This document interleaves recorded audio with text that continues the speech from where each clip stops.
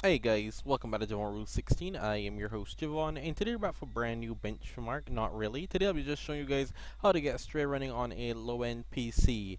We have been trying to run Stray, fortunately today. Unfortunately, it doesn't run on the Intel HD 4600, but there is a way to get it to run on the Intel Iris 540 and similar GPUs.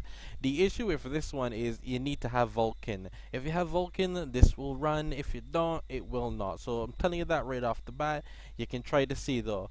However, we're just going to be using the DXVK wrapper basically, where we simply copy and paste these two files into the next folder. I'll also leave a link in the description for you guys to simply download with the cache that I would have had from the Iris 540, which ran fine by the way. And you simply copy and paste and launch the game. The game will come on. If you want to be sure, just check it on my Intel Iris 540 video.